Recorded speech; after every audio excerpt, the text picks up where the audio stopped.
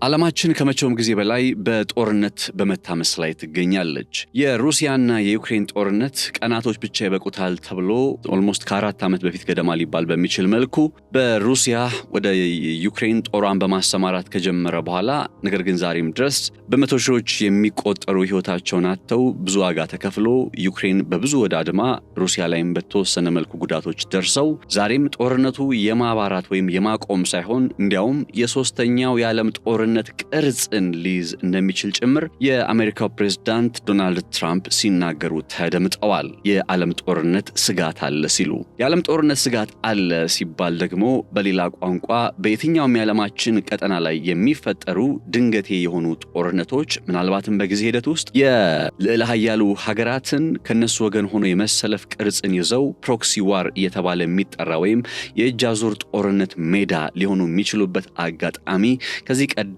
በተደጋጋሚ በታሪክ መለስ ብሎ ይስተዋላል። በዚህ እኛ በምንገኝበት የምስራቅ አፍሪካ ቀጠና ከቀይ ባህር ውጥረት ጋር ተገናኝቶ ይህ ቀጠና ወደ ቀጠናዊ ጦርነት ብቻ ሳይሆን የእጅ አዙር ጦርነት መልክ ሊይዝ የሚችልበት አጋጣሚስ እንዴት ይሆናል? በዚህ ሂደት ውስጥ ኢትዮጵያ ጥቅሟን በምን መልኩ ማስከበር ትችላለች? የሚለውን ጉዳይ በተመለከተ ዘርዘር ያሉ አሁናዊ መረጃዎች ከዚህ ሰዓት ጀምሮ ወደ እናንተ መድረስ ይጀምራሉ። ሰላም ጤና ይስጥልን ክብራትና ክብራን የገበያ ሚዲያ ቤተሰቦች፣ ይህ የዕለቱ አበይት ጉዳይ በስፋት የሚተነተንበት ገበያ ፖድካስት ነው። ነጻነት ላቀው አብሬያችሁ ቆይታ በማድረግ ላይ ይገኛለሁኝ። ሐሳብ አስተያየቶቻችሁን እንደተለመደው በኮሜንት መስጫው ሳጥን ላይ እንድታስቀምጡልን፣ እንድታጋሩን አክብሮታዊ የሆነ ጥሪያችንን እያቀረብን ወደ ዕለቱ አበይት ወዳልነው ጉዳይ እንሻገራለን። አብራችሁን ሁኑ።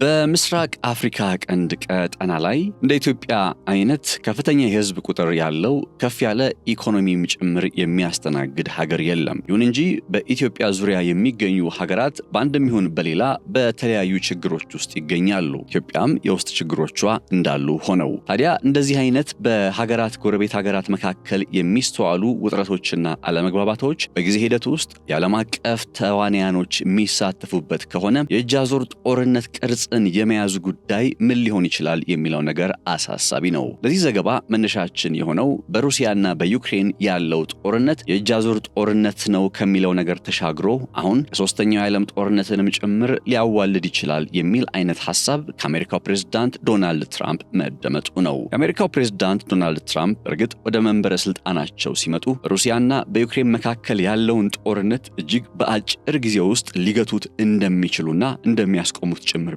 ተማመን ሲናገሩ ነበር። እኔ በስልጣን ላይ በሆን ኖሮ ይህ ጦርነት አይጀመርም የሚል መልእክታቸውም በተደጋጋሚ ይታወሳል። አሁን ዶናልድ ትራምፕ ወደ መንበረ ስልጣናቸው 47ኛው የአሜሪካ ፕሬዝዳንት ሆነው ከተመለሱ በኋላ ዛሬም ድረስ ግን የሩሲያና የዩክሬን ጦርነትን ማስቆም ሳይችሉ ቀርተዋል። በተደጋጋሚ በሁለቱ ሀገራት ተደራዳሪዎች መካከል ተስፋ ሰጪ ናቸው የተባሉ ውይይቶች መደረጋቸው ቢነገርም አሜሪካው ፕሬዝዳንት ዶናልድ ትራምፕና የሩሲያው መሪ ቭላዲሚር ፑቲን በስልክ ረዣዥም የሆኑ ቆይታዎችን ስለማድረጋቸው ጭምር ቢሰማም ዛሬም የሩሲያና የዩክሬን ጦርነትን የመቋጨት ጉዳይ አቀበት ሆኖ ይስተዋላል። በአሁኑ ጊዜ ሁለቱን ሀገራት ማለትም ሩሲያና ዩክሬንን ወደ ሰላም ድርድር ውስጥ መጥተው ጦርነቱን ለመቋጨት የቸገራቸው ነገር ምንድነው ሲባል በአሜሪካ አማካኝነት የቀረበው አንድ ሐሳብ ነው። የአሜሪካው ፕሬዝዳንት ዶናልድ ትራምፕ የሩሲያ ዩክሬን ጦርነትን ለመቋጨት በአሁኑ ጊዜ እንደ ሐሳብ አድርገው ያስቀመጡት ጉዳይ ዶንባስ እየተባለ የሚጠራውን የዩክሬን ሉዓላዊ ግዛት ምናልባትም ዩክሬኖች ከዚህ በኋላ መለስ ብለው እንዳይመለከቱት ጭምር የሚያደርግ በተመሳሳይ ሩሲያዎችም ጭምር እንዲሁ በዶንባስ ላይ ሙሉ በሙሉ ባለቤትነታቸው ሳይረጋገጥ መቀጠል የሚችልበት አይነት ሁኔታ ነው። ዶንባስን ማን ያስተዳደራት ይቀጥላል? ሩሲያ ወይስ ዩክሬን የሚለው ጉዳይ በጥያቄ ምልክት ውስጥ ባለበት በዚህ ሰዓት ላይ ታዲያ በሩሲያና በዩክሬን መካከል የሰላም ድርድር መጥቶ ጦርነቱ የማይቋጭ ከሆነ በእርግጥም የሶስተኛው የዓለም ጦርነትን የሚዋለድበት አይነት የታሪክ አጋጣሚ ይፈጠራል ሲሉ የአሜሪካው ፕሬዝዳንት ዶናልድ ትራምፕ ተናግረዋል። ከዚህ ቀደም የነበሩ የዓለም ጦርነቶች ቀላል ሊባል በሚችል አይነት ምክንያት ድንገት እየጀመሩ ነገር ግን በጊዜ ሂደት ውስጥ ደግሞ ቀጠናዊ ተጽዕኖአቸው እየሰፋና ዓለምን እያዳረሱ መቀጠላቸው አይዘነጋም። ታዲያ እንደ ምስራቅ አፍሪካ አይነት የተረበሸ ቀጠና ላይ የተቀመጠች ሀገር ኢትዮጵያ ምናልባትም የዓለም አቀፍ ተዋናያኖች ወይም ልዕለ ኃያል ሀገራቱ ለሶስተኛ የዓለም ጦርነት የሚገቡበት አይነት ሁኔታ ከመጣ አስተላለፏ ከማን ጋር ሊሆን ይችላል? ይህም ብቻ ሳይሆን ደግሞ በዚህ ቀጠና ላይ ፍላጎቷንስ እንዴት ልታስከብር ትችላለች የሚለውን ጉዳይ የግድ መመልከት ይኖርብናል። የምስራቅ አፍሪካን ጉዳይ ስንጀምር ዓለም አቀፍ ተዋናያን ወይም የተለያዩ ተጽዕኖ ፈጣሪ ሀገራት አልቃ የገቡ የልባቸውን ለማድረስ የሚታትሩበት ነው የሚለውን ሐሳብ በማንሳት የምንጀምር ከሆነ ለዚህ እንደ ምሳሌ ብቻ ሳይሆን እንደ ማረጋገጫ ሆነው የሚቀርቡት የዩናይትድ አረብ ኤምሬትና የሳውዲ አረቢያ በቀጠናው እያከናወኑ ያለው እንቅስቃሴ ነው። ዩናይትድ አረብ ኤምሬትና ሳውዲ አረቢያ የኦይል ዶላር ቢሊዮነርስ የሚባሉት ሁለቱ ከቅርብ ዓመታት ወዲህ በቀጠናቸው ላይ ገኖ ለመውጣት የሚያደርጉት ጥረት ወደ ፉክክር ውስጥ ያስመጣቸው በነዳጅ ላይ የተንጠለጠለ ኢኮኖሚያቸውን ለመቀየር ዘርፈ ብዙ የኢኮኖሚ አማራጮችን ለመተግበር የሚታትሩ ሁለቱ ሀገራት ዩናይትድ አረብ ኤምሬትና ሳውዲ አረቢያ። ሳውዲ አረቢያ በመሐመድ ቢን ሳልማን ወይም አልጋወራሽ መሐመድ ቢን ሳልማን እየተመራች ቪዥን 2030 ብለው በጠሩቱ የሳውዲ አረቢያን ኢኮኖሚ ከነዳጅ ጥገኝነት አላቆ ቀጣይነት ወዳለው አይነት የኢኮኖሚ ፍሬም ውስጥ ለማስገባት የጀመሩት ጥረት በብዙ እየተሳካላቸው አይደለም። ለዚህ እንደ ማሳያ የሚሆነው በቀይ ባህር ቀጠና ላይ ኒዮም እየተባለ የሚጠራ ከተማ ለመገንባት ያስቀመጡት የመሰረት ድንጋይ ዛሬም ድረስ ከመሰረት ድንጋይነት ባለፈ ተጨባጭ የሆነ ውጤት ያልተመዘገበበትና ምንም እንኳን የግንባታ ስራዎቹ በመከናወን ላይ ቢሆኑም ነገር ግን ይህ የሳውዲ አረቢያ ፕሮጀክት ተፈጻሚነትና ተገባበር ብዙ ጥያቄ የሚነሳበት ሆኗል። ሳውዲ አረቢያ በነዳጅ ላይ የተንጠለጠለ ኢኮኖሚዋን በተወሰነ መልኩ ገሸሽ አድርጋ ወደ ቱሪዝም ዘርፉ ትኩረት ለማድረግ እያከናወነች ያለው ጥረትም በብዙ ተስፋ ሰጪ ሆኖ አልተገኘላትም። በአንጻሩ ዩናይትድ አረብ ኤምሬትስ ደግሞ በነዳጅ ላይ የተንጠለጠለ ኢኮኖሚዋን ወዲያ ብላ የተለያዩ ኢኮኖሚያዊ ማዕቀፎችን ለማጠቃለል እያደረገች ባለው ጥረት ውስጥ ቱሪዝምን ተቀዳሚ አማራጭ ማድረጓ የማይዘነጋ ሲሆን ከዛም አለፍ ብላ ግን ከሀገራት ጋር ስትራቴጂካዊ እንዲሁም ወታደራዊ የሆኑ ኢኮኖሚያዊ ግንኙነቶችን ጭምር በማጠቃለል ኢኮኖሚዋን ተስፋ ሰጪ አድርጋ ለመቀጠል በመታተር ላይ ትገኛለች። በእርግጥ ሳውዲ አረቢያን ብትሆን በዚያው ስራ ላይ ከተሰማራች ዋላ ደር ብላለች። በተለይ የቀይ ባህር ቀጠና ላይ የሳውዲ አረቢያ ፍላጎት እንዲከበር በሚል እንደ ግብጽ የመሰሉ ሀገራትን ከጎኗ ያሰለፈችው ሳውዲ አረቢያ ያከናወነች ያለው እንቅስቃሴ ከኢትዮጵያ ቀጠናዊ ተገዳዳሪነት አንጻርም ጭምር በርከት የሚሉ ጫናዎችን የሚያሳድር ሆኖ እየተስተዋለ ይገኛል። ሳውዲ አረቢያና ዩናይትድ አረብ ኤምሬት በዚህ ቀጠና ላይ በምን መልኩ ፍላጎታቸውን ለማስከበር በሀገራት ውስጥ ጣልቃ በመግባት ላይ ይገኛሉ? ያካሄዳቸውስ ምን ሊያመጣ ይችላል የሚለው ነጥብ የምንመለከተው አበይት ጉዳይ የሆነውም ለዚህ ሆነው።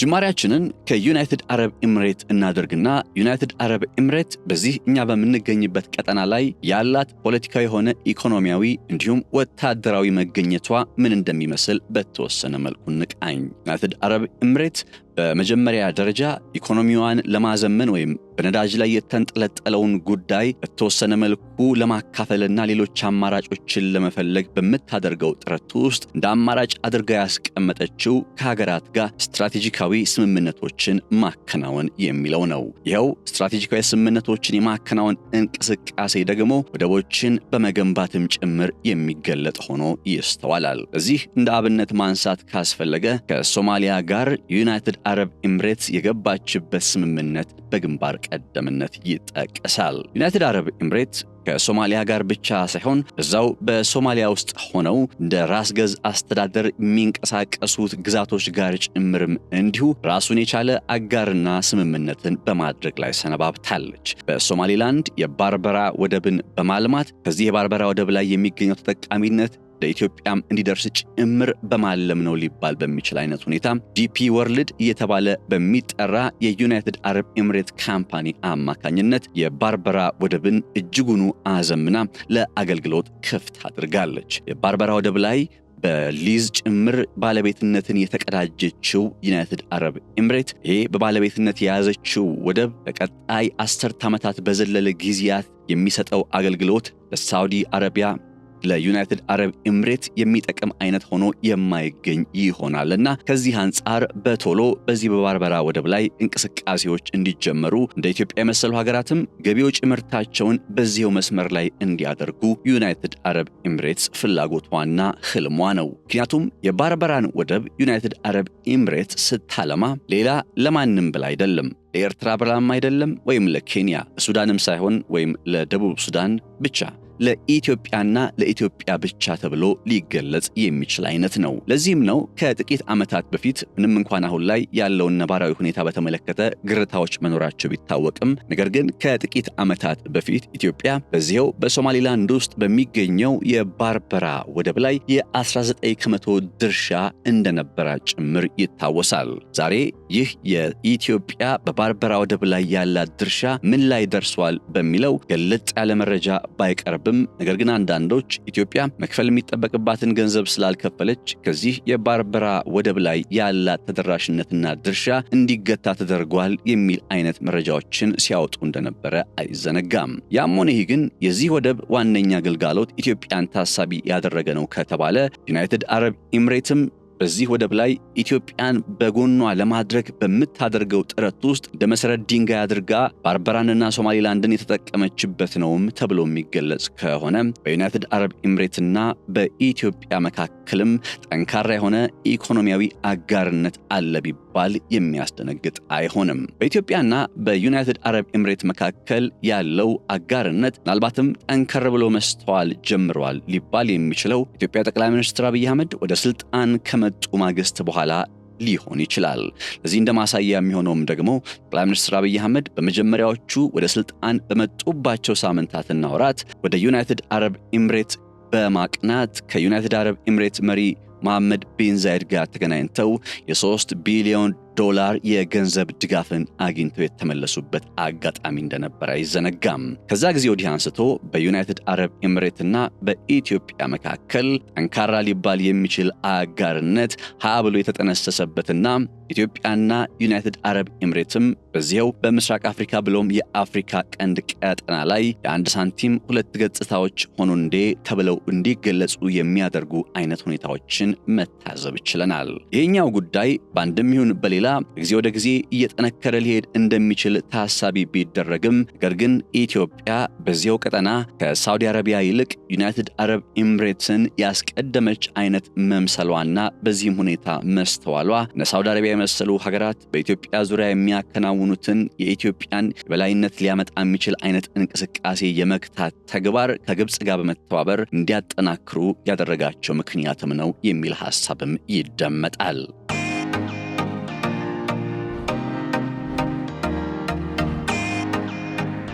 ዩናይትድ አረብ ኤምሬትስ ወደቦችን መገንባት ዋነኛ የአጋርነት ስትራቴጂ አድርጋ ቀጥላለች ብቻ ተብሎ ሊቆም የሚችል ጉዳይ ሳይሆን በሱዳን ውስጥ ያላትም ጣልቃ ገብነት እንዲሁ የራሱ መልክ አለው።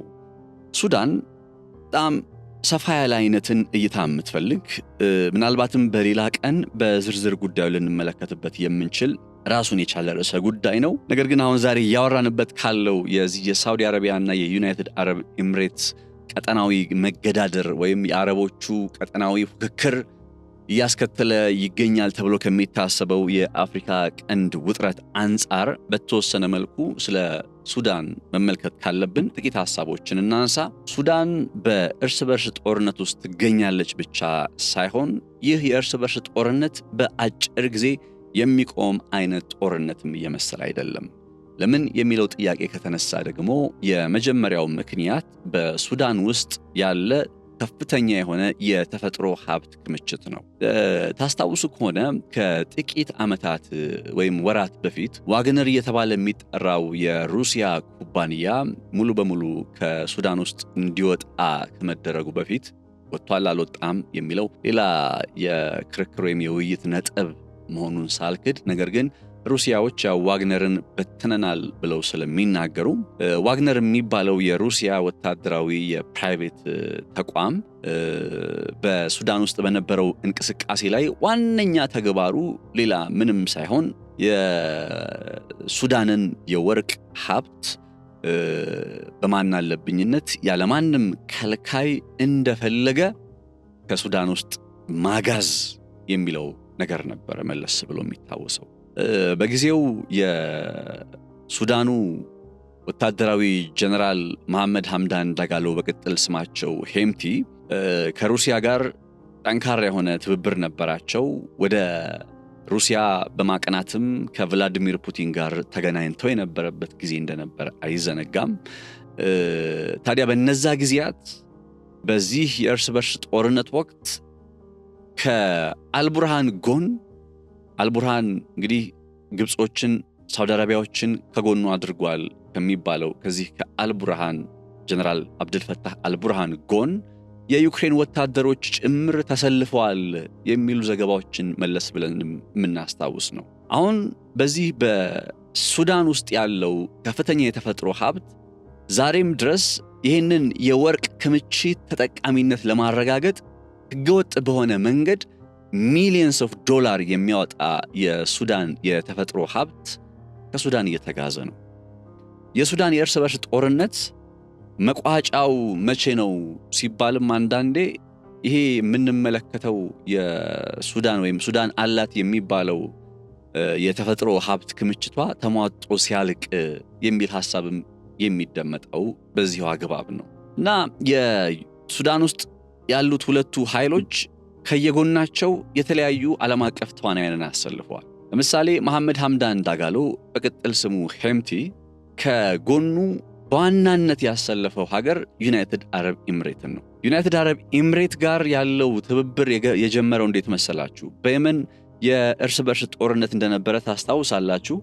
የየመን የእርስ በርስ ጦርነት የ2011-2012 ላይ የጀመረው ማለት ነው። እርግጥ ነው የጀርባ ታሪኩ ከዛም በፊት ወደኋላ በርከት ላሉ ዓመታት የሚመለስ ነው። ነገር ግን 2011-12 አካባቢ ላይ የጀመረው ጦርነት በዛ ጊዜ ላይ ዩናይትድ አረብ ኤምሬትና ሳውዲ አረቢያ በአንድ ተመሳሳይ ጎን ቆመው በኢራን የሚደገፈውን የተገንጣዮቹን ኃይል ወይም ሃውቲ ሊባል በሚችል መልኩ ማለት ነው በኢራን የሚደገፈውን የተገንጣዮቹን ኃይል እነሱ ጋር ነበር የሚዋጉት። ይሄ በኢራን የሚደገፈው የሃውቲ ቡድን ወይም ተገንጣይ ያሉ የሚገልጹት ኃይል ስትራቴጂውን የባብ ኤልመንደብ ወደብ ጨምሮ የመን ከቀይ ባህር ጋር የምትዋሰንበትን የባህር ዳርቻ የተቆጣጠረ ኃይል ነው እና ሳውዲ አረቢያና ዩናይትድ አረብ ኤምሬት በዚህ ቀጠና ላይ ሃውቲ የሚባለው ቡድን ፍላጎቱን አስከበረ ማለት በሌላ ቋንቋ ኢራን የምትባለው ሀገር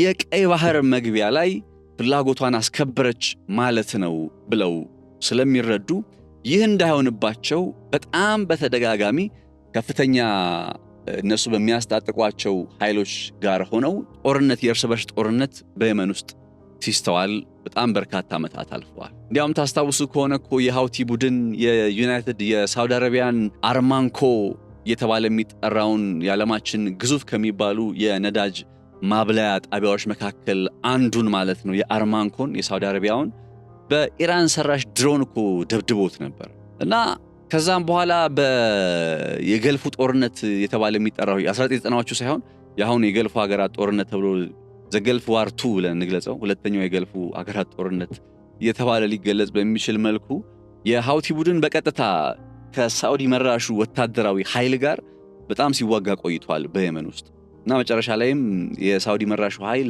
አልችል ብሎ ነው የተመለሰው። ባይዘው ከየመን ውስጥ የተባረረው የሳውዲ መራሹ ኃይል አልችል ብሎ ነው እና በነዛ ጊዜያት ውስጥ የሳውዲ መራሹ ኃይል በነዛ ጊዜያት ውስጥ ከሃውቲዎች ጋር ሲዋጋ ሳውዲ መራሹ ኃይል ማለት ዩናይትድ አረብ ኤምሬትንም ጨምሮ ማለት ነው ከኢራን ይደገፋል ከሚባለው የሃውቲ ቡድን ጋር ሲዋጋ አሁን እዚህ ጎረቤት ሀገር ሱዳን ውስጥ አልበሽር ነበር በጊዜው ስልጣን ላይ የነበሩት። ነገር ግን መሐመድ ሐምዳን ዳጋሎ በቅጥል ስሙ ሄምቲ ጃንጃዊድ የሚባል እዚህ በዳርፉር ውስጥ በ2002-2003 አካባቢ ላይ የወታደራዊ ዘመቻ ለማከናወን ያቋቋመው ልክ የወታደራዊ ኃይል ወይም ወታደራዊ ክንፍ ነበረ።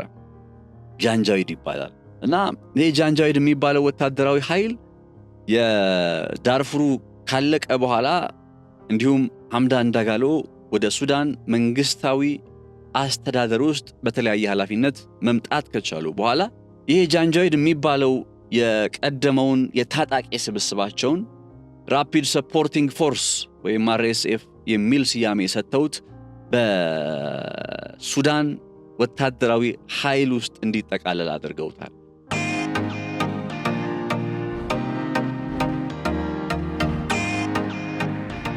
ነገር ግን ይህንን RSF የሚባለውን ወታደራዊ ኃይል የማዘዝ ስልጣን ያለው ብቸኛ ሰው የሱዳን መንግስት ወይም የሱዳን መሪ ፕሬዝዳንት ሳይሆን ራሳቸው መሐመድ ሐምዳን ዳጋሎ በቅጥል ስማቸው ሄምቲ ነው። እንግዲህ እኚህ ሰው ራሳቸው የሚያዙት ወታደራዊ ኃይል ኖሯቸው በሀገረ ሱዳን ፖለቲካ ውስጥ ከመንቀሳቀስ አለፉና ቅድም ባልኳችሁ ዩናይትድ አረብ ኤምሬትና ሳውዲ አረቢያ በጋራ በመሆን በኢራን ይደገፋል የሚባለውን የሃውቲ ወታደራዊ ኃይል በገጠሙበት የፊት ለፊት ጦርነት ወቅት ላይ የሄሜቲ ወታደራዊ አባላት ወይም የሄሜቲ ወታደሮች ገንዘብ ተከፍሏቸው እንደ መርሰነሪ ሆነው ቅጥረኛ ነፍሰ ገዳይ ሆነው ማለት ነው በየመኑ የእርስ በርስ ጦርነት ውስጥ ተሳትፈዋል።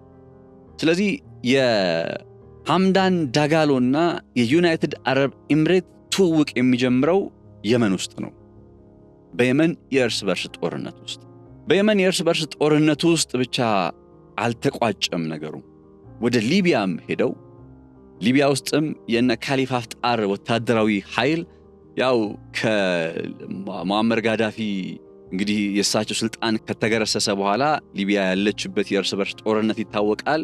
እዛም ውስጥ በነገራችን ላይ ሊቢያ በጣም የሚያሳዝን ታሪክ ያለበት የምስራቅና የምዕራብ ኃይሎች ለሁለት ተከፍለው የነዳጅ ሀብትን ለመቆጣጠር በሚያደርጉት ጥረት እነ ካሊፋ ሀፍጣር በዓለም አቀፉ ማህበረሰብ ዕውቅና ከተሰጠው አስተዳደር ጋር ጦርነት ውስጥ ይገኛሉ።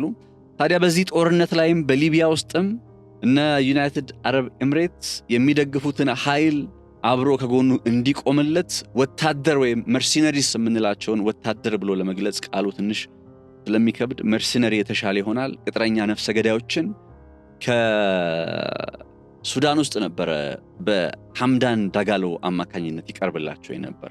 ስለዚህ ለዩናይትድ አረብ ኤምሬትስ ሐምዳን ዳጋሎ ማለት በሌላ ቋንቋ የነሱ ፕላን ቢ ነው። የሆነ ቦታ ላይ የሆነ ነገር ማድረግ ሲፈልጉ የሚያዙበት አይነት የጦር ኃይል አላቸው ማለት ነው። ለዚህ ሐምዳን ዳጋሎ ዱባይ ውስጥ ጭምር በጣም ረብጣ ቢሊዮን ዶላሮችን የሚያወጡ ቅንጡ የሆኑ ሀብቶች አሉት። ሆቴልም አለው ሲባል ሰምቻለሁ። ቱ ቢ ኦነስት ሐምዳን ዳጋሎ ማለት ነው በጣም ከፍተኛ የሆነ ገንዘብ ከዩናይትድ አረብ ኤምሬት ያገኛል። እና ዩናይትድ አረብ ኤምሬትስ ከሐምዳን ዳጋሎ ጋር ያላት አጋርነት የመን ውስጥ ተጠነሰሰ፣ የመን ውስጥ ተጀመረ፣ በሊቢያ ተጠናከረ። ከዛ በኋላ እዛው ሱዳን ውስጥ ሲመጣ ሐምዳን ዳጋሎ እና አልቡርሃን ወደ እርስ በርስ ጦርነት ውስጥ ከመፈንቅለ መንግስቱ በኋላ ወደ እርስ በርስ ጦርነት ውስጥ ሲገቡ ለዩናይትድ አረብ ኤምሬት ከጀነራል መሐመድ ሐምዳን ዳጋሎ በቅጥል ስሙ ሄምቲ ጎን መቆም ወይም መሰለፍ አማራጭ ሳይሆን ግዴታም ጭምር ነበር። ይሄ የሐምዳን ዳጋሎና የዩናይትድ አረብ ኤምሬትን አጋርነት የሚገልጽ የሆነና ነገር ግን በዚህ ጉዳይ ላይ ብቻ የተንጠለጠለ ነው ወይ? የዩናይትድ አረብ ኤምሬትስ እና የሐምዳን ዳጋሎ አጋርነት በቃ ወታደራዊ ብቻ ነው ወይ ብለን ስንገልጽ ደግሞ ኢኮኖሚያዊ መነጽሮቹንም እናገኛለን። ኢኮኖሚያዊ አንድምታዎቹንም እናገኛለን። አንደኛው ኢኮኖሚያዊ አንድምታ ቀደም ብዬ የሱዳን የእርስ በርስ ጦርነት ስለ ተፈጥሮ ሀብት ነው፣ ስለ ወርቅ ነው እያልኳችሁ ነበር። ያንን ሊያሳይ በሚችል መልኩ ምስጢራዊ በሆኑ ቻናሎች ወይም መንገዶች እንደ ዩናይትድ አረብ ኤምሬት የመሰሉ ሀገራት ከዚህው ከሱዳን የወርቅ ሀብት ወርቅ ጨምሮ ሌሎች የተፈጥሮ ሀብት ተጠቃሚ እየሆኑ እንደሆነ የሚያሳዩ ዘገባዎች በተደጋጋሚ እየወጡ ይገኛሉ። ኢኮኖሚያዊ አንድምታው ይሄኛው ነጥብ ነው።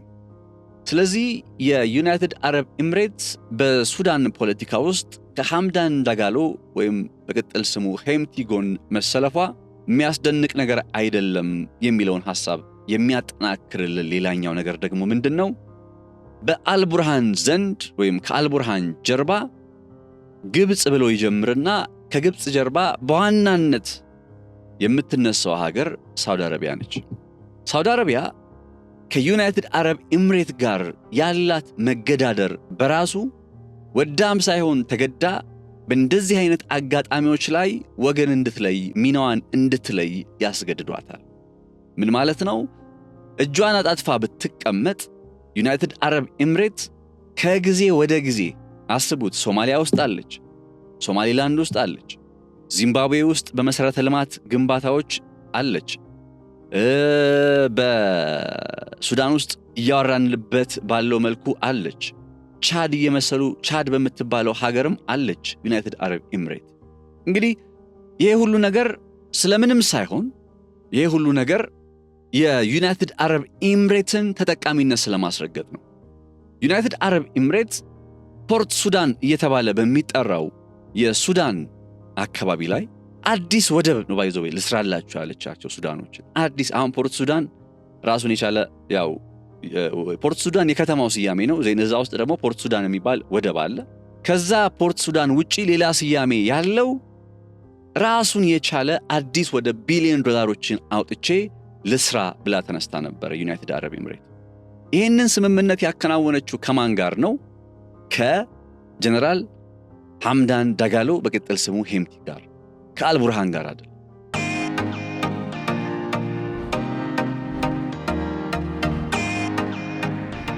ምክንያቱም ታስታውሱ ከሆነ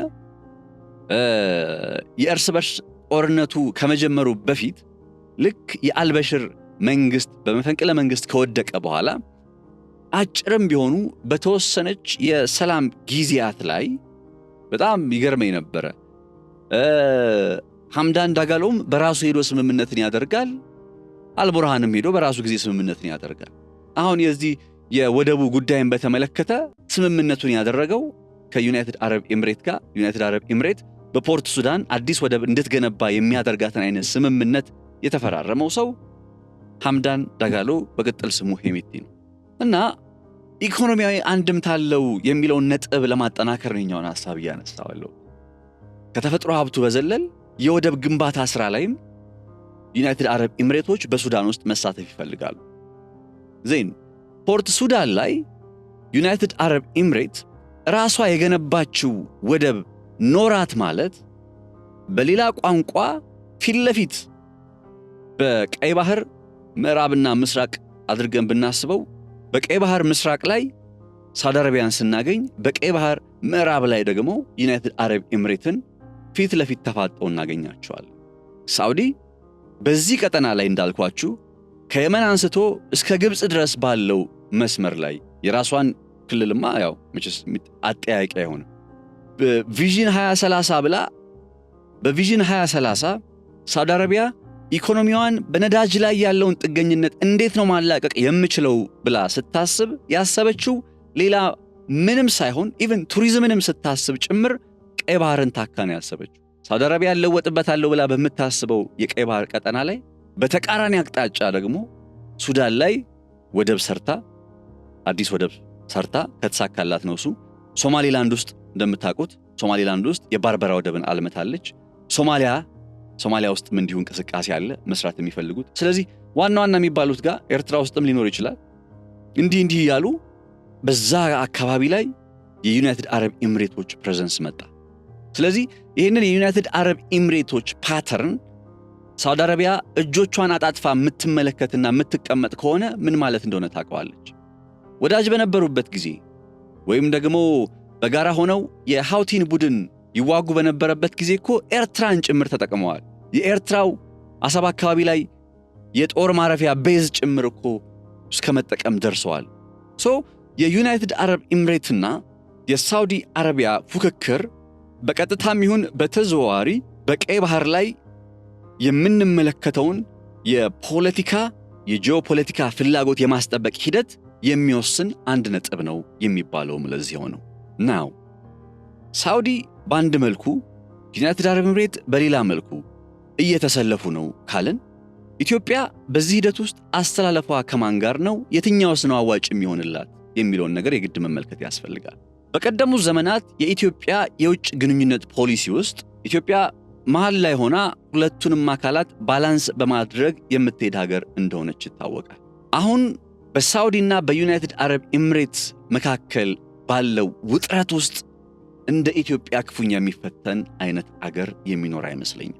ምክንያቱም ግብፅ በቃ ችግር የለባትም፣ እሷም ፍላጎቷን ለማስጠበቅ ከዛ ከዚህ ያለች ቀጠናዊ ትስስሮችን ለመስራት ቀጠናዊ ተቋማትን እየመሰረተች አጋርነቶችን ጥምረቶችን እያዘጋጀች ስለምትንቀሳቀስ ግብፅ ከነሳውዲ ጋር ሆነች ቢባል የሚገርም አይደለም። ኢኮኖሚካሊ ግን ከዩናይትድ አረብ ኤምሬት ጋርም አጋርነት እንዳላት ሆኖ አሁን ክሊርሊ ነገሮቹ ቢጠሩ አሪፍ የሚሆንባቸው አንዳንድ ነጥቦች ምንድነው? የኢትዮጵያና የዩናይትድ አረብ ኤምሬት አጋርነት እስከምን ድረስ ነው? ከዛስ ደግሞ በዚህ አጋርነት ተከትሎ በሌሎች የጎረቤት ሀገራት በምንመለከታቸው ውጥረቶች፣ ጦርነቶችና ግጭቶች ውስጥ ተያይዘን ተስበን እንዳንገባ የግድ መጠንቀቅ ይፈልጋል። በዋናነት ሱዳን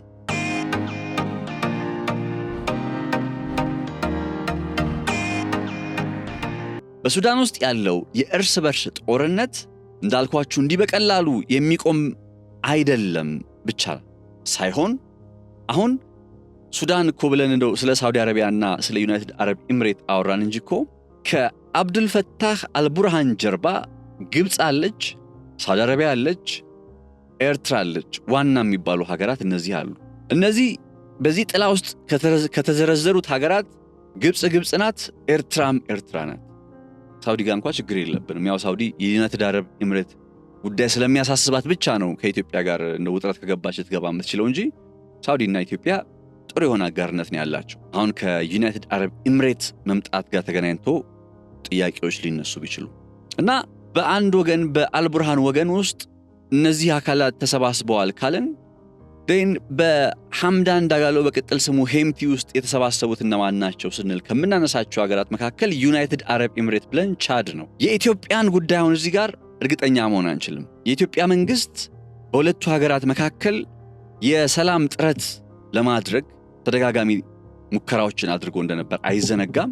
ያ ተደጋጋሚ ሙከራዎቹ ያሉበት የስኬት ደረጃ ምን ላይ ይገኛል የሚለውን ለእያንዳንዳችሁ እንድታነቡት እንደ እንትን ይሁንና እናንተ ራሳችሁ አንብቡትና ነገር ግን በሁለቱ ወገኖች ላይ በተለይ አልቡርሃን ኢትዮጵያ እንደ ሁለቱን አካላት ለማደራደር ወይም ለማቀራረብ በምታደርገው ጥረት ላይ ደስተኛ አልነበር። በአንድ ሁለት ሶስት አጋጣሚም ሐምዳን ዳጋሎ በቅጥል ስማቸው ሄምቲ ወዲህ ወደ አዲስ አበባ እየመጡ መምጣታቸው በራሱ ችግር የለውም። ግን ያው መጡ ሲባል ሱዳን ሊሰማት የሚችለውን ወይም ደግሞ አልቡርሃን ሊሰማው የሚችለውን ነገር ማሰብ ቀላል እና እንደ ኢትዮጵያ የመሰለ ሀገር በዚህ ቀጠና ላይ ወደ አንዱ ሳይድ የሚለጠፍ ከሆነ የሚመጡት ጫናዎች በዛው ልክ እየበረቱ እየጠነከሩ ይሄዳሉ። ስለዚህ ስትራቴጂው ሲነደፍ አይ ቲንክ ሁለቱንም ወገኖች ሳውዲ አረቢያንም ዩናይትድ አረብ ኤምሬትንም ግልጽ የሆነ ታሪካዊ ጠላትነት ካለብን እንደ ግብፅ ከመሰሉ ሀገራት ጋር ቢሆን ኖሮ ምንም አያሳስብም ነበር። because ግብፅ ናት፣ ኤርትራም ብትሆን አያሳስብም። ኤርትራ ናት። ብዙ የማያጣጥሙን የሆነ የሚያለያዩ ነጥቦች አሉ፣ በርካታ ምክንያቶች አሉ። ሳውዲ አረቢያ ስትሆን ግን ሳውዲ አረቢያ ከግብፅ ጋር ስለቆመች ብቻ ወይም ሳውዲ አረቢያ በግብፅ በሚዘወር ሬድ ሲ ካውንስል በሚባለው አይነት ማዕቀፍ ውስጥ ከግብፅ ጋር ተባብራለች ስለተባለ ብቻ ወይም እሱን የሚያሳይ መረጃ ስላለ ብቻ ከሳውዲ አረቢያ ጋር አጋርነትን ማሻከር ተገቢነት አይኖረው። ስለዚህ ባላንስ አድርጎ ሁለቱን ሀገራት የግድ ባላንስ አድርጎ መቀጠል ይፈልጋል። በፖለቲካ ውስጥ እንደምታውቁት በተደጋጋሚ የሚገለጽ የሚቀርብ አንድ ሐሳብ አለ አይደለ? የዊንስተን ቸርችል በሁለተኛ ዓለም ጦርነት አነሱት የሚባለው በፖለቲካ ውስጥ ዘላቂ ወዳጅም ዘላቂ ጠላትም የለም አሉ የሚባለው ነገር እና በፖለቲካ ውስጥ የሀገራትን ፍላጎት በማስጠበቅ ሂደት ውስጥ ሰጥቶ መቀበል መርህን መተግበር እንዳለ ሆኖ አልሴም ታይም ደግሞ ቴንደንሲውን ባለፉት በርካታ ዓመታት ከነዚህ ሀገራት ጋር በምን አይነት መልኩ ግንኙነታችን መጥቷል፣ አሁን ይሄንን ግንኙነት አስጠብቆ ለመቀጠል እንዴት አይነት ቅርጽ ያስፈልጋል የሚለው ታሳቢ መደረግ አለበት። የሳውዲ አረቢያና የዩናይትድ አረብ ኤምሬት በዚህ ቀጠና ውስጥ እያከናወኑ ያለው ውጥረት አንድምታው ከጊዜ ወደ ጊዜ እየሰፋና እየበረታ በሄደ ቁጥር እንደ ኢትዮጵያ የመሰሉ ሀገራትንም ጭምር መንካቱ ስለማይቀር በጣም ጥንቃቄ ከሚፈልጉ ወቅታዊ አሁናዊ የቀጠናው ጉዳዮች መካከል እንደ አንዱ ተደርጎ ይቀመጣል ማለት ነው። በቴንደንሲ ደረጃ ዩናይትድ አረብ ኤምሬት ከሀገራት በአንድ ሀገር ውስጥ ከሚንቀሳቀሱ እንትኖች ጋር ኃይሎች ጋር እንደ መንግስት ሆኖ ከሚንቀሳቀስ ኃይል ጋር ሳይሆን በተቃራኒ ካሉት ኃይሎች ጋር የመቆም ቴንደንሲ የምታሳይ አይነት ሀገር ስትሆን ሳውዲ አረቢያ በአንጻሩ ደግሞ መንግስታዊ ተቋማት ጋር ግንኙነትን መፍጠር የቅድሚያ ታደርጋለች።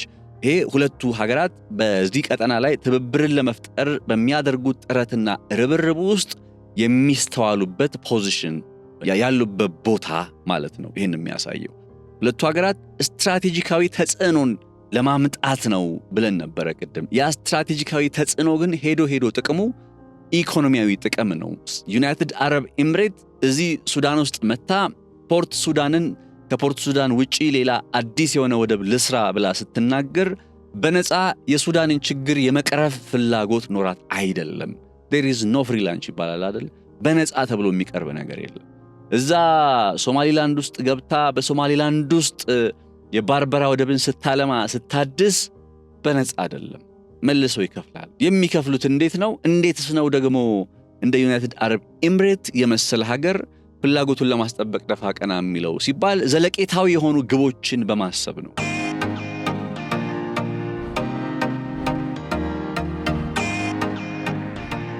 እንዳልኳችሁ ዋነኛው ነጥብ ደግሞ የነዚህ ሁለቱ ሀገራት ዩናይትድ አረብ ኤምሬት እና ሳውዲ አረቢያ ነዳጅ ላይ የተንጠለጠለ ኢኮኖሚያቸውን ለማዘመንና ከነዳጅ ጥገኝነት ለመላቀቅ ስትራቴጂ ነድፈው እየተንቀሳቀሱ ያሉ ሀገራት ናቸው። ስለዚህ ጥሩ እኮ ነገር እነዚህ ሁለቱ ሀገራት በዚህ ቀጠና ላይ መፎካከራቸው ጥሩ ነገሩ ምንድነው ካላችሁ፣ አንደኛ የተለያዩ መሰረተ ልማቶች ፋይናንስ ይደረጋሉ። ለምሳሌ የባርበራ ወደብን ፋይናንስ ያደረገው ዩናይትድ አረብ ኤምሬት ነው እያልኳችሁ አልነበረ? ልክ እንደዚህ በተለያዩ የመሰረተ ልማቶች ላይ ኢትዮጵያ ውስጥም ቢሆን በሌሎች ሀገራት ውስጥም ቢሆን የተለያዩ ዋና የሚባሉ መሰረተ ልማት ፋይናንስ ይደረጋሉ። አንደኛው አሪፉ ነገር የእነዚህ ሁለቱ ሀገራት መፎካከር ይዞ ሊመጣ የሚችለው በረከት አንደኛው ኢንፍራስትራክቸር ፋይናንሲንግ ነው። ሌላኛው ነገር የኢኮኖሚክ ዳይቨርሲፊኬሽንም ጭምር ይፈጥራል። የሚሰሩባቸው ዘርፎች ግብርና፣ ሎጂስቲክን የመሳሰሉት ላይ የተለያየ አይነት ቴክኖሎጂዎችን፣ ፕሮጀክቶችን ይዞ ስለሚመጡ መልካም ነገር ነው። የደህንነት ትብብሮችም አሉበት።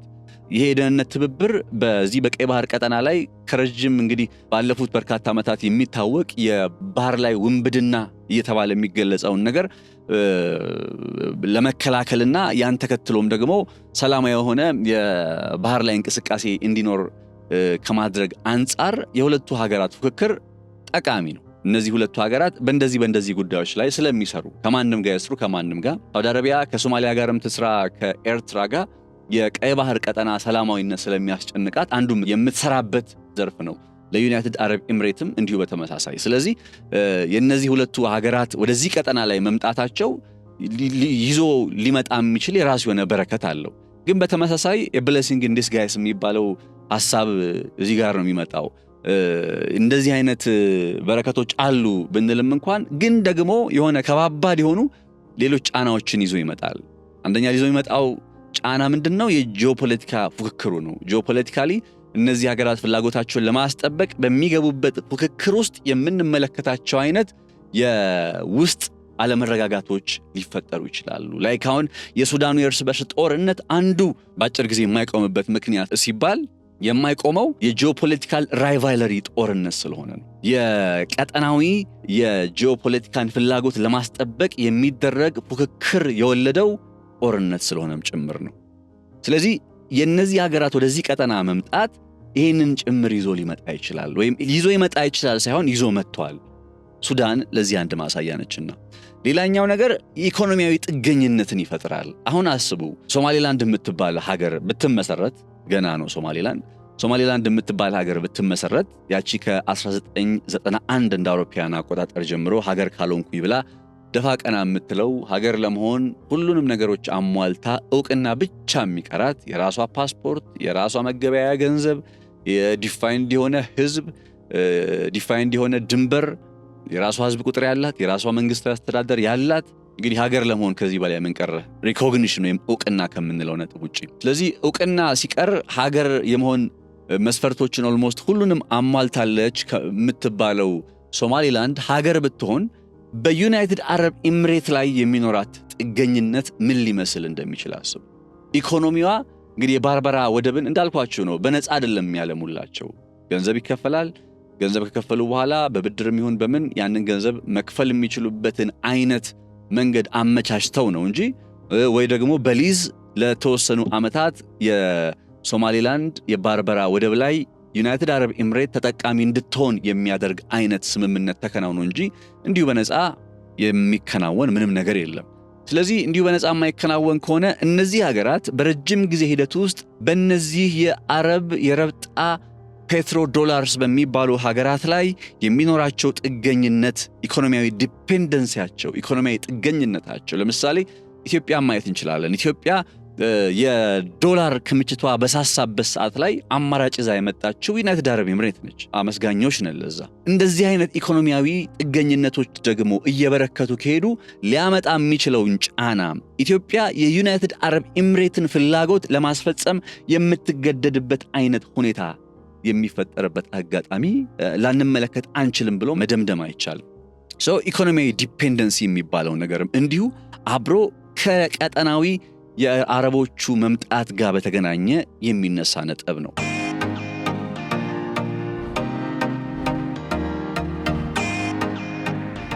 ሌላኛው ነገር የሉዓላዊነት ጉዳይም ጭምር ጥያቄ ምልክት ውስጥ እየገባ ነው የሚያስብሉ አይነት አንዳንድ ጉዳዮች አሉ። ለምሳሌ ሶማሊላንድ ውስጥ ለምን ለሶማሊላንድ መንግስት ጋር በመተባበር ስለ ባርበራ ወደብ ማልማት ስምምነት ተከናወነ የሚል አይነት ጥያቄ በመነሳት ላይ ነው። በነገራችን ላይ የሶማሊላንድ ጉዳይ ትላንትናም በተወሰነ ነካ ላደረገው ሞክሬ ነበር።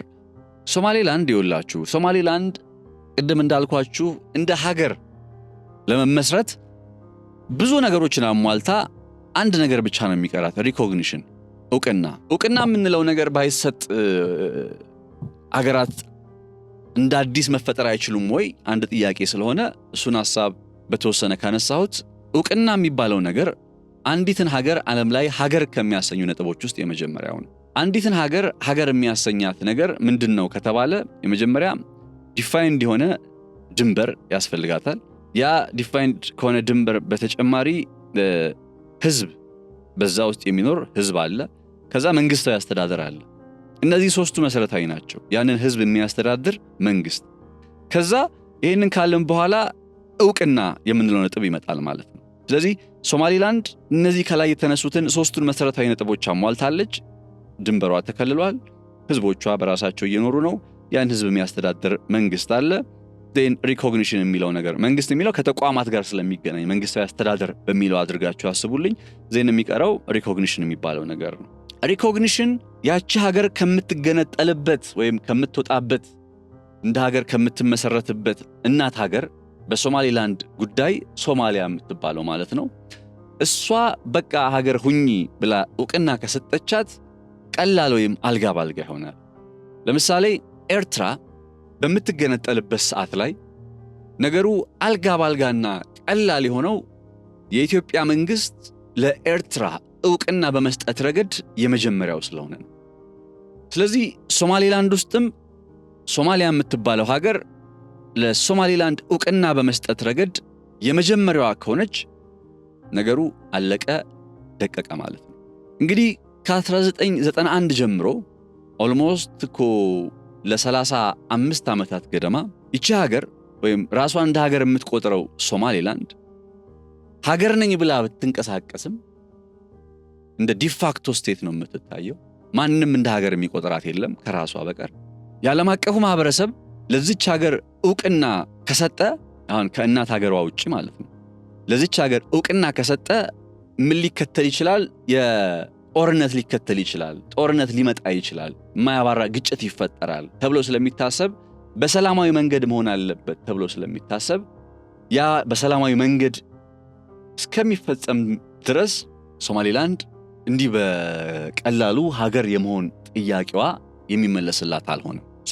እንደ ኢትዮጵያ የመሰለ ሀገር ለሶማሊላንድ ዕውቅና መስጠቱ ሀገር ነች ብሎ ዕውቅና መስጠቱ ምናልባት በሶማሊያ ሊያስከትል የሚችለው ነገር ቢታወቅም ግን ሴም ታይም ደግሞ ነገሩ በቀጠናው ያለውን ልኬት ስሜት በቀጠናው ያለው ውጥረት ኢትዮጵያ የሆነ ፍላጎቷን ለማስከበር ጥረት በመታደርግበት ሂደት ላይ ምን አይነት ካርዶችን ልትጫወት ትችላለች ተብሎ ሲታሰብ ከሚቀርብ አይነት አማራጭ ተደርጎ መወሰድ አለበት።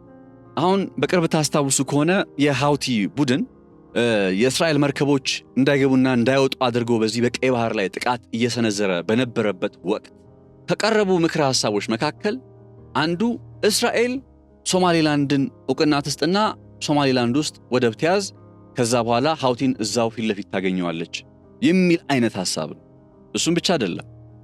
የአሜሪካው ፕሬዝዳንት ዶናልድ ትራምፕ ምናልባትም በጅቡቲ ውስጥ ያለው የአሜሪካ የጦር ሰፈር በጣም እየጠበበ በተለይ ደግሞ የቀይ ባህር አልቆ ወደ ገልፍ ኦፍ ኤደን ወይም ወደ ኤደን ባህረ ሰላጤ ከመጣንና ከኤደን ባህረ ሰላጤን ባሻገር የኢንዶ ፓሲፊክ ቀጠና ላይ በደንብ ፕሬዘንሳቸውን ለማኖር ይሄ እጥፍ ከሚለው ካርታው እጥፍ ከሚለው ወይም እነ ጅቡቲ ምናምን ካሉበት አካባቢ ያስቡትና ከዛ ሶማሊያ መታ ትዘጋዋለች አይደለ ካርታው ላይ እዛ አካባቢ ሶማሊላንድ ላይ የሆነ ነገር ማግኘት ቢቻል የበለጠ በአካባቢው ላይ ተጽዕኖን ለማሳደር አቅም እድል ይፈጥርለታል የሚል ሐሳብ እየተደመጠ ነው ከአሜሪካ ከነ ዶናልድ ትራምፕ አስተዳደር ውስጥ። ስለዚህ ኢትዮጵያ ይህንን ጥያቄ ማንሳቷ በመርህ ደረጃ ስህተት አይደለም። ኢትዮጵያ ይህንን ጥያቄ ማንሳቷ የባህር ወደብ ለማግኘት በሚደረግ ጥረት ውስጥ ምክንያቱም ሶማሊላንድ የምትባለው ሀገር ያ ጥያቄ በመነሳቱ ለኢትዮጵያ እንዲህ ያረጋለሁ አለች አይደለ? ኦኬ እንዲህ ያረጋለሁ ካለች ዕውቅና ከሰጣችሁኝ ወደብ ሰጣችኋለሁ እንደዚህ ምናምን ኖ አለ የሶማሌ መንግስት። እሺ ኖ ካልክ ዝምታህን እንቀበላለን። ዜን ግን ምንድነው የምታቀርብልን አሴም ታይም ወደሚል ደግሞ ጥያቄው መቀየር አለበት። ምንድነው የምትሰጠን? ስለዚህ የሶማሊያ መንግስት የሆነ አማራጭን ለኢትዮጵያ ይሄንን ነገር እንዳታደርግ የሆነ አማራጭን ይዞ ሊመጣ ይገባል።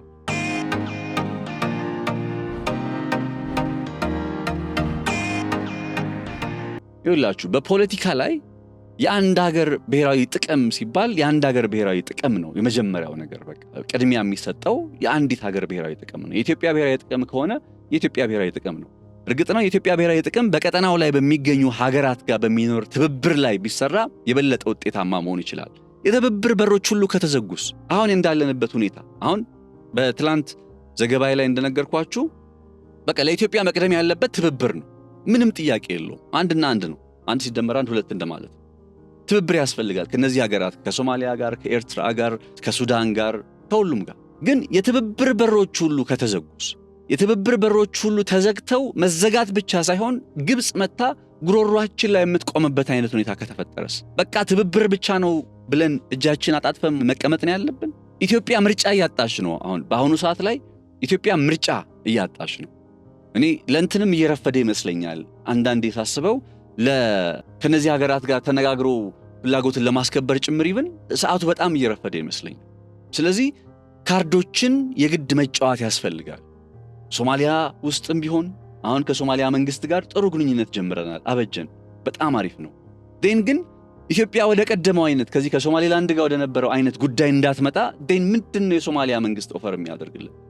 አንደኛው ነገር እሱ ነው።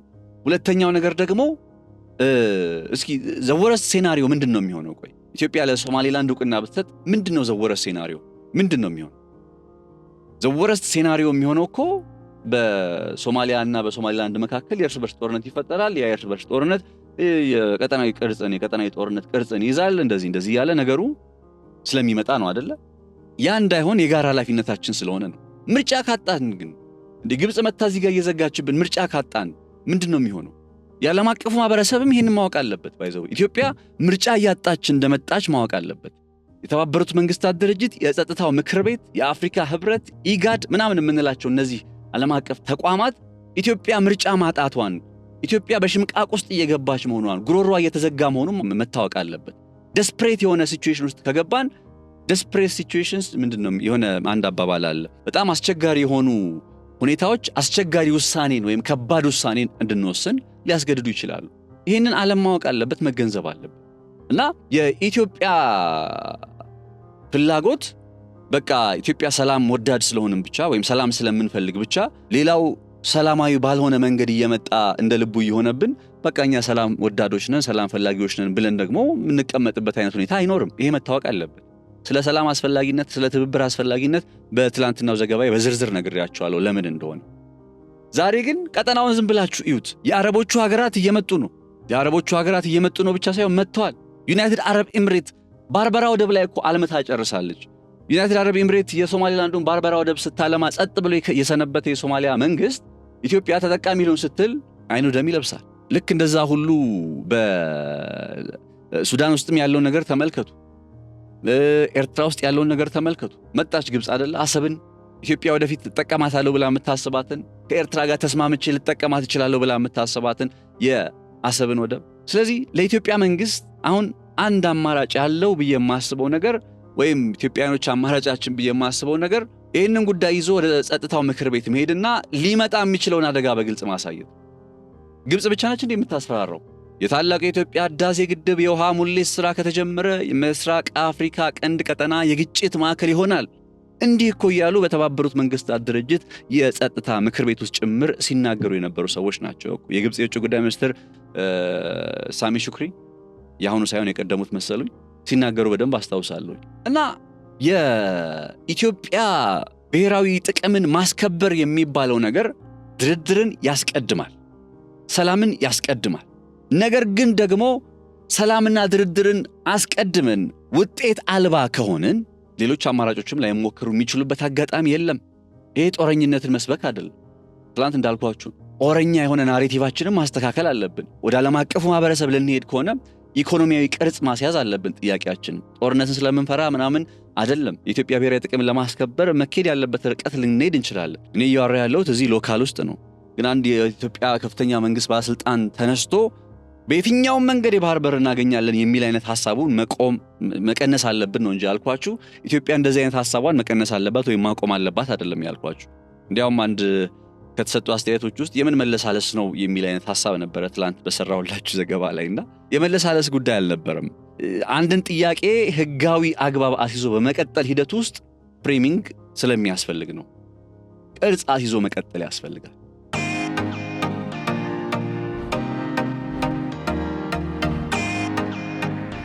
ስለዚህ አሁን ወደ ዓለም አቀፉ ማህበረሰቡ ስንሄድ ድርድር እናስቀድማለን። ነገር ግን ይህ ድርድር የማይሆን ከሆነ አማራጭ ልናጣ እንችላለን የሚለው ነገር በግልጽ መቀመጥ አለበት። አሜሪካ እኮ እንደዛ ነው ያደረገችው። አሜሪካ ኩባ ላይ ምን አገባት? አሜሪካ ገና ለገና የሩሲያ የጦር ኃይል የኒውክሌር ሰብማሪኖች ወደ ኩባ ሊመጡ ነው ሲባል 1961 ላይ የለም እነዛ የሚመጡ ከሆነ በኒውክሌር ጦር መሳሪያ ተኩሼ የለየለት ጦርነት እንጀምራለን ብላ። ይሄ ጦርነት አይደለም። ምን ይባላል መሰላችሁ? ሰላም የምትፈልግ ከሆነ ለጦርነት ተዘጋጅ የሚባል ነገር አለ። ይሄ በቃ የግድና የግድ ነው። መርሁ እንደዛ ነው መሆን ያለበት። ይህ ዓለም አንድ ሊታወቅ የሚገባው ነገር ጠንካራ ሀገራት፣ ጠንካራ የሆነ ወታደራዊ አቅም ያላቸው ሀገራት፣ ጠንካራ የሆነ ኢኮኖሚያዊ አቅም ያላቸው ሀገራት እንደፈለገ የሚያደርጉት ዓለም ነው። ስለዚህ ወደዛ ሌቭል ውስጥ የምንሄድበትን ቅርጽ ስቴፕ ባይ ስቴፕ ስርዓቱን በጠበቀ መልኩ ይሄ ማንም እየተነሳ የሚያወራው አይነት ሐሳብ ሳይሆን ስርዓቱን በጠበቀ ፍሬሚንጉን በጠበቀ መልኩ ለዓለም አቀፉ ማህበረሰብ ነገሩ መሄድ አለበት። ይህ ቀጠና እጅግ በዓለማችን ጠቃሚ ከሚባሉ ቀጠናዎች አንዱና ቁልፉ ቀጠና ነው። ለዛም ነው መግቢያ ላይ ሳነሳ በሩሲያና በዩክሬን መካከል ያለው ውጥረት ሶስተኛው የዓለም ጦርነትን ቅርጽ ያስይዛል እንደሚባለው ሁሉ ያን አይነት ቅርጽ ደግሞ የሚቀጥል ከሆነ የጦር ግንባር ወይም የጦር ሜዳ ሊሆን የሚችል አይነት ቀጠና ነው ይሄ የምስራቅ አፍሪካ ቀጠና። ስለዚህ አንድ በጣም የሚያስቀኝም ግን ብዙ ደግሞ ትርጉምም የሚሰጠኝ አንድ አባባል አለ። የነጻነት ወርቅነህና ድሮ አባባል ሳይሆን ቀልድ ነው አክቹሊ ድሮ ቀንድ ላይ ተቀምጠ ሰላም ልትሆን ትፈልጋለህ እንዴ የሚል ነገር ምልክቱላ ትዝ ይለኛልና የቦዲ ኤክስፕሬሽኑ ይሄ ቀጠና በቃ ምንም ልናረጋ አንችልም። ይሄ የጂኦግራፊያችን እስረኞች ነን ማለት ሳይሆን በቃ ጂኦግራፊያችን ያለንበት የመሬት አቀማመጥና ስፍራ በጣም ስትራቴጂክ የሆነ ቦታ ላይ ያስቀምጦናል። ወደርንም ጠላን ገብቷቸዋል። that's why በቃ መጀመሪያም ኢትዮጵያን ከዚህ ወደብ ላይ ሲነጥሏትና ሲለዩት they knew that በቃ አውቀውታል። ይሄ ቀጠና ምን አይነት ቀጠና እንደሆነ አውቀውታል። እንደ ኢትዮጵያ አይነት ሀገር ወደዚህ ቀጠና ላይ መምጣት የሚችልበት አይነት እድል ተፈጠረ ማለት ምን ማለት እንደሆነ ጠንቅቀው ያውቁታል። ለኢትዮጵያ ማለት እንደምንም ብለው ኤርትራ የምትባል ሀገር ፈጠሩና ኢትዮጵያን ከቀይ ባህር ነጠሉ። ከዛስ በኋላ ያችን ኤርትራ የምትባለዋን ሀገር ወይ እንዳትሞት ወይ እንዳትድን አድርገው በደዌ ያሰቃዩት ይገኛሉ።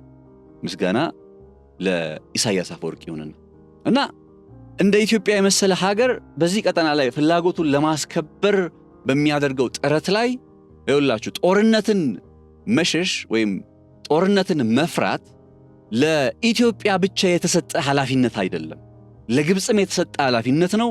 ለኬንያም፣ ለኤርትራም፣ ለሶማሊያም፣ ለጅቡቲም ለሁሉም የተሰጠ እኩል ኃላፊነት ነው። ጦርነትን የምንሸሸው እኩል ነው እንጂ ግብጽ አፍንጫችን ስር የአሰብን ወደብ መታ አለማለሁ ወስዳለሁ የጅቡቲውን ዶራሎህ ወደብ እጠቀምበታለሁ እያለች በኢትዮጵያ ብሔራዊ ጥቅም ጉሮሮ ላይ እየቆመች ሰላም ነው በቃ የኢትዮጵያ ኃላፊነት ሰላም ነው ብለን የምንቀጥልበት የምንጠጋበት አይነት ሁኔታ የለም።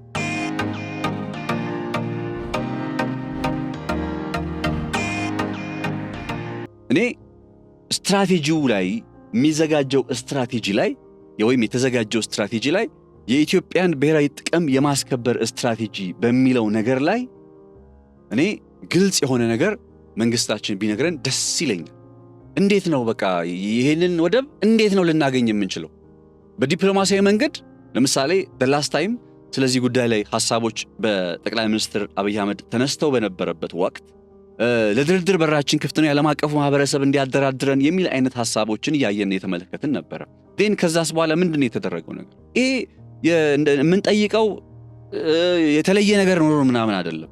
በቃ ኢትዮጵያውያኖች ስለሆነን ነው። ስለ ሀገራችን ጉዳይ ማወቅ ስላለብን የሀገራችን ሁኔታ በተመለከተ ደግሞ ብዙ አስጊ ነገር በዙሪያችን እየመጣ ስለሆነ ምን እየተከናወነ ነው በሚለው ላይ መንግስታችን በደንብ ማብራሪያ እንዲሰጠን ተስፋ አደርጋለሁ። ሰውም መዘጋጀት ካለበት መዘጋጀት ይኖርበት ይችላል ለሁሉም ለሚመጣው ነገር። እንዳልኳችሁ ነው ሰላም የኢትዮጵያ ኃላፊነት ብቻ አይደለም። ኢትዮጵያ ወራሪ እንዳትመስል ትላንት እንደነገርኳችሁ የወራሪነት ቅርጽ እንዳይኖረው ነገሩ ስትራቴጂያችንን ፍሬሚንጋችንን አስተካክለን መቀጠል፣ ከዛ በኋላ ግን በቃ ለመጣው መዘጋጀት ነው። እንዴ ይውላችሁ ግብጽ ጅቡቲን ያዘች ማለት በቃ አለቀ ደቀቀ ማለት ነው ነገሩ። ለምን አልነግራችሁ? አሰብን ተውት። እድሜ ዘመናችንን በፍዳ በመከራ በድህነት ከዚህም በላይ ወረስት የተባለ ድህነት ውስጥ ነው የምንገባው። አሁን ኑሮ መሯችኋል። አሁን ኑሮ መሯችኋል። የሆነ ኑሮ ተወዶብናል ምናምን ትላላችሁ። ግብጽ ጅቡቲ የዶራሎህ ወደብን መያዝ ጀመረች ማለት ያዘች፣ አለማች ምናምን የምንላቸው ነገሮች ከዛ የባህር ኃይሏን አሰፈረች ማለት በሌላ ምንም ሳይሆን አሁን ያለንበት ኢኮኖሚያዊ ሁኔታ 3-4 እጥፍ የባሰበት ነው የሚሆነው። ለዚህ ነው ሁላችንንም የሚመለከተን የግብጽ ጅቡቲ መምጣት ሁላችንም ነው የሚመለከተን። ቆይ በግብጽና በኢትዮጵያ መካከል ያለውን ታሪካዊ ጠላትነት እኔ ታሪካዊ ጠላትነት ነው የምለው። አንድ ጊዜ አምባሳደር ዲና ሙፍቲ ጋር በዚህ ጉዳይ ላይ እየተወያየን አይ ታሪካዊ ጠላትነት መባል የለበትም እያሉ ነበር። በታሪካዊ ጠላትነት ነው መባል ያለበት እንጂ ለምን ሊወሩን የመጡት እነሱ እንደ ስትራቴጂ ነድፈው ከዚህ እስከዚህ ጊዜ እንደዚህ ብለው እኮ ኢትዮጵያን የተመለከተ ሐሳብ ሲያነሱ የነበሩ እነሱ በፓርላማቸው ውስጥ ቁጭ ብለው የኢትዮጵያን የህዳሴ ግድብ በቦምብ ስለማጋየት አስቡበትም ይሁን ሳያስቡበትም ብቻ በቦምብ ስለመምታት በሚሳኤል ስለመምታት ሲያወሩ የነበሩት እነሱ። ግብጽ የኢትዮጵያ ጠላት ካልተባለች ማን ጠላት ሊባል?